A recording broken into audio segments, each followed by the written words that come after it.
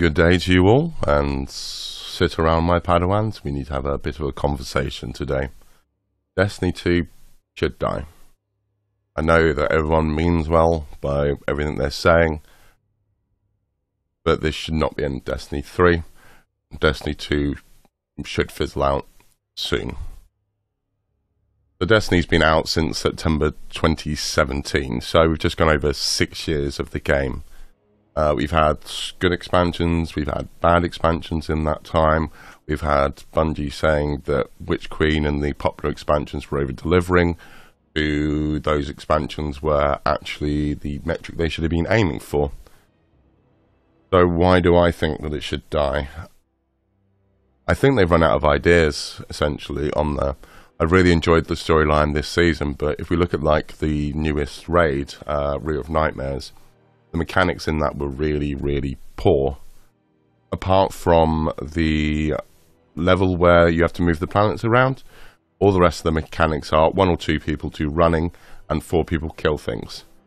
And essentially, that's just really bad mechanics, just to have 2 people have to do the main brunt of the work and the other people poo-poo their guns against enemies. That's not a mechanic, that's just what we used to give people who were new and we couldn't be bothered to teach them the role to do.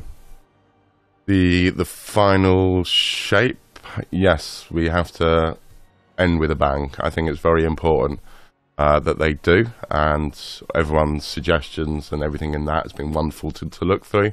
Been some wonderful ideas out there, but the true fact of the matter is that with all the news that's happened recently and how wide that news has spread, the layoffs, so people who cover the industry have been covering that. You've got all the financial people covering the money side of it, and people who play the game have been covering the mismanagement side of it, essentially, and the up and downs of it. And the fact is that no matter how good Final Shape is, it's not going to outdo the bad publicity that has come. So it is going to be on a downward spiral anyway on there. You've also then got their new game coming out, Marathon, and if this is a success, then essentially what Bungie have got there is they've got a game that requires a lot less work to make, but is making them a lot more money.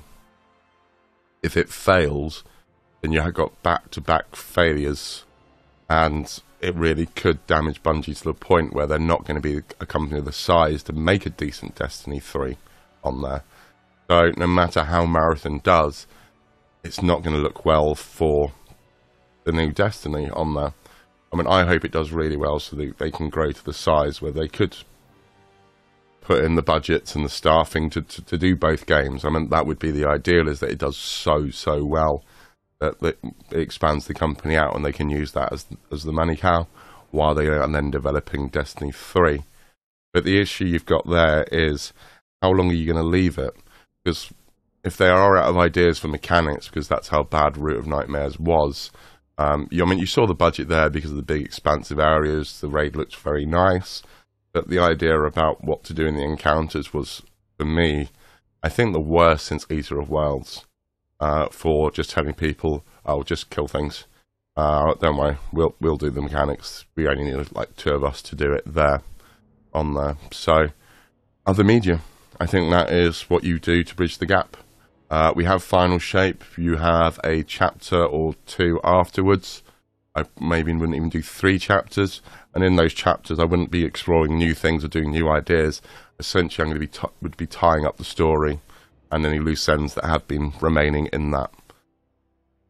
So, I'm sorry to say, from my point of view, Final Shape needs to be a banger.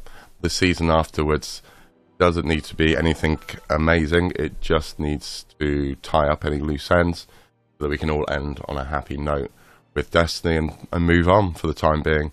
Bring the films out, bring the TV series out afterwards, bridge the story gap and keep the interest in the Destiny universe alive through that means, but no more game, because if you can't think of a good mechanic to doing this and a new experience to give people, it's not worth just keep churning out the same thing with a new coat of paint essentially there. So it's not all doom and gloom. Destiny has been a game I very much enjoyed, and I've put a lot of hours into. I've met a very lot of great people through Destiny that I've played with, and I hope to play with them in other games going forwards.